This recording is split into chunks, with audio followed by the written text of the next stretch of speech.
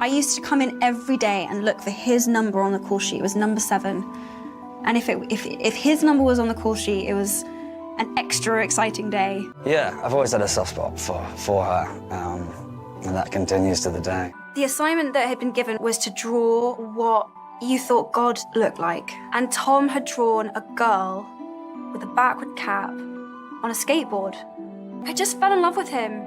Is there really a more iconic will they, won't they scenario? An on-screen couple in a $350 million box office hit from 1994. Of course, we're talking about none other than Speed co-stars Keanu Reeves and Sandra Bullock.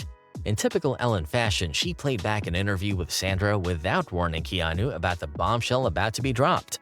Think about how sweet Keanu Reeves was and how handsome he was. It was hard. It was really, it was hard for me to like really be serious. Like he would look at me and I'd be like, Did you know that she had a crush on you? No? Did you She have? obviously didn't know I had a crush on her either. Oh. So I think we're probably friends for that long because we didn't, yeah. Right. It was supposed to be a harmless trip down memory lane until James Corden asked that question. Suddenly, Jennifer Aniston looked like someone had just spilled her diary on live TV. A male co-star shifted in his seat. It was a confession 17 years in the making. And if you thought you knew the real tea, you might want to think again. Perhaps off-screen romances. Well, I mean, David? Yeah, I had a major crush on Jen.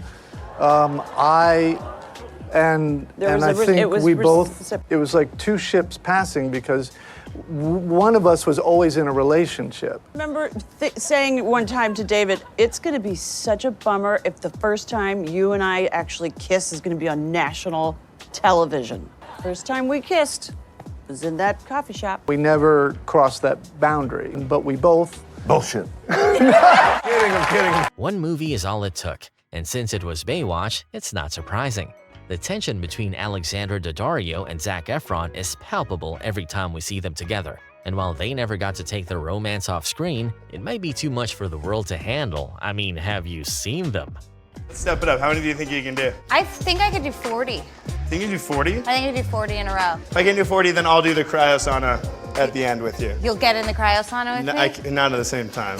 I like what's in here, and what's in here. And what's here?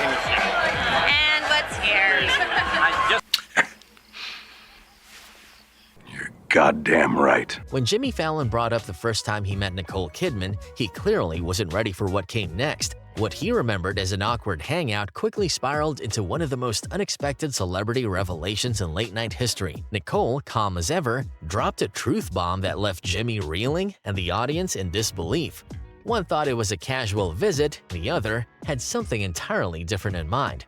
I just remember I liked you, and he was like, not now. I'm married now. But he was like, oh, so Rick, our mutual friend, says, oh, you know, Jimmy wants to meet you and you can go over to his apartment and da-da-da-da, and I'm single, and I'm like, okay, yeah, cool. Wait, what? Yes. What are you talking about? And you're there in a baseball cap and like nothing, just like... I had brief and cheese. Like, and you wouldn't talk. You didn't say anything. You were like, hey, And then you put a video game on or something, and I'm like, this is so bad.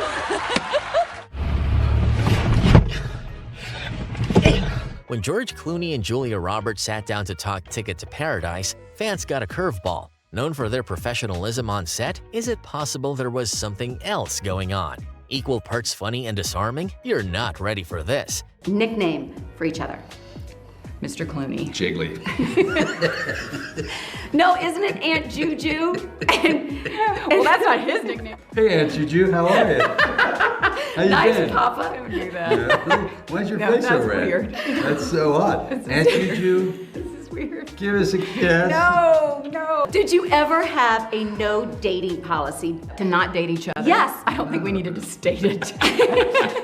Was there a policy? It just seemed the right thing to do. And it's been nothing but fun for us, so I don't think that was ever really a thing. Yeah, it was never like, Hi. Oh, hey.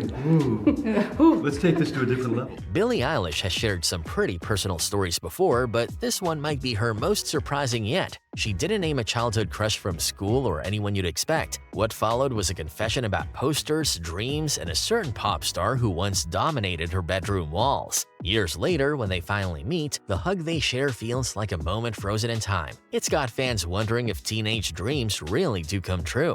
When I was like 12, that was like my first love. Like that was the person I was in love with.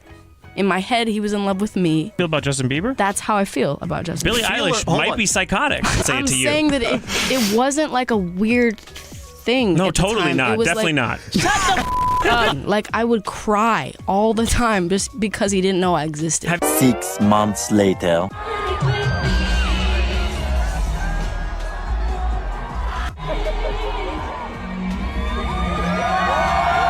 One eternity later. When a teen romance leaves a mark 2 decades later, you know something real was brewing behind the scenes. Shane West recently peeled back the curtain on his time filming A Walk to Remember, and let's just say he wasn't acting when it came to his leading lady. Whatever was going on between them back then. I was in a little like punk rock band at the time and Yeah. doing acting for a while. She was doing the pop star thing for a while, and this was really kind of her first lead in a film. So we were definitely opposites attract. It was my first like on-screen kiss. I mean, it was everything. And she's getting the Walk of Fame this That's week, right. which you're going to be there for. I'm as going to be well. there. She asked me to speak.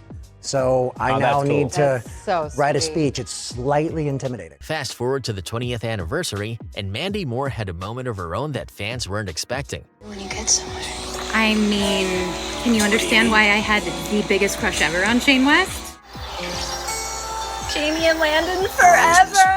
Gal Gadot and Chris Pine had so much off-screen charm, their press tour felt like a rom-com montage. Between flirty banter and impromptu duets, the line between friendship and something more blurred fast. I'm gonna take it from here. I think this is a superhero film. We've all seen a bunch of superhero Here I films. come. It's a caterer. She was a caterer in the Israeli army. What is a caterer? You bring food. You're like craft service. No, I wasn't. What should her theme song be? Come on, she needs her own theme song. What would you give her?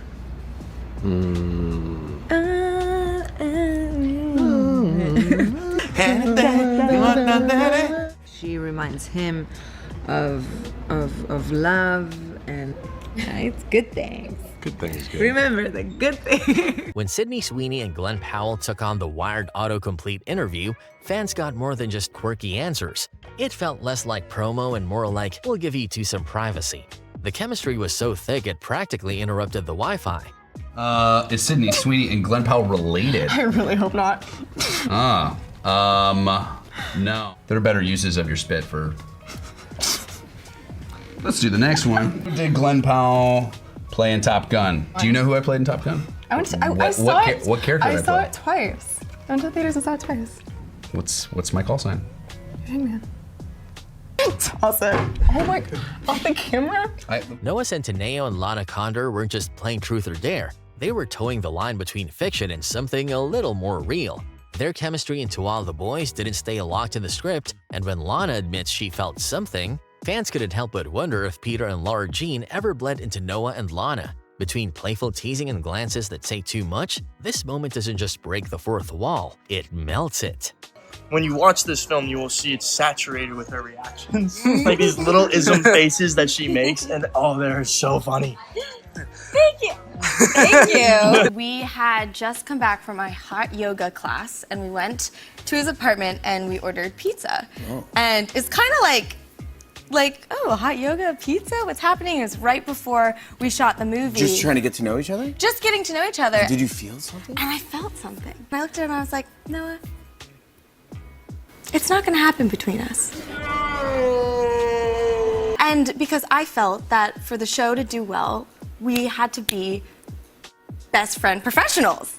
And so I was like, it's just not gonna happen. And he's like, yeah, it's not gonna happen. We still have the spark, yeah, absolutely. Winona Ryder and Keanu Reeves have been melting hearts since Dracula, but this candid moment takes things to a whole new level. Decades after playing one of cinema's eeriest couples, everyone's questioning whether we missed the greatest slow-burn love story in Hollywood. Their unshakable bond, dry humor, and undeniable chemistry? Let's just say it's giving soulmate energy, and fans are eating it up. Yeah, boy. Well, I had a pretty How do you not big, remember? healthy crush I on had the a guy. big, healthy crush on you, too. And you know. Anyway. What happened to the healthy crushes? Oh, it's still. They're still there. It's still raging. It's just like... Trust me. Something about the way Leonardo DiCaprio and Claire Danes moved on the set of Romeo and Juliet felt too real, like Shakespeare took a back seat. Their chemistry sparked rumors, fueled by glances that lingered and off-screen tension simmering beneath the surface. Despite the on-screen magic, not all the drama stayed in Verona. When we first did the audition, she was the only girl that like came up right to my face. I was like doing the lines and wasn't afraid to like grab the back of my neck and like kiss me and like hold my hand, and all the other girls were sort of staring off into the stars, like trying to be flowery and beautiful, and she was just like hardcore about the whole thing. He's brilliant. I mean, he's actually amazing at what he does, and he's one of the most interesting and smart people I think I've ever met. And I've had a really good time working with him and learning about him as a person. There's Playful, and there's whatever Michael B. Jordan and Tessa Thompson are doing during the blank space game. If you've ever watched their interviews and thought something's up, well, you're not alone. This clip doesn't answer the question, but it definitely raises a few more. But I don't think the UK are gonna Just total disdain. Like, she won't say Texas. No, but she went from Mama Jerk to Texas. Texas. You got it. Correct. She's killing it. She's got 2 points. I dislike we the got 2 person that points. was like, Jay-Z. Yeah, well, yeah, that's it. Bye. That's the only thing you can think of. The man. It's very relevant to both of your lives. When Lady Gaga met Bradley Cooper, it wasn't just a meeting, it was ignition. A casual hello turned into creative electricity, with her hearing something raw in his voice and him finding fuel in her presence. But did you know Bradley trained for over a year before stepping up to the mic? He fooled us all. When we're done here, I would really like to eat.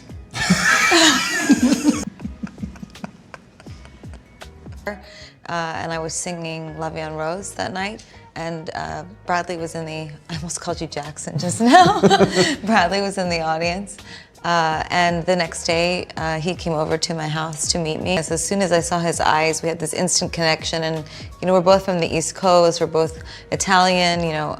Before I knew it, I was heating up some leftover pasta for him. I'm not sure what it is, but she made me feel so comfortable. It was because she was so present and kind and just disarmed me. They grew up under the wing of Steven Spielberg, but what happened when Drew Barrymore and Ke Huy Quan reunited to reflect on those childhood days? Let's just say the trip down memory lane got unexpectedly blush-worthy when Ke revealed a long-held secret about a certain day at the zoo, and Drew had her own surprise to share. It's a moment decades in the making, and somehow still adorably awkward. I'm gonna make a confession. What? I've never told anybody this. When we went to the zoo, I had a crush on you. You did? Yeah. I had a crush on you. I thought you were so cute, beautiful, and we're having this fun time. And when we came back, remember, we had a date night. Yes, we went to dinner. We went to dinner, huh? Do you know what's so funny? I've never admitted this to you either. I mean, I had a crush on you too. Yes. Oh.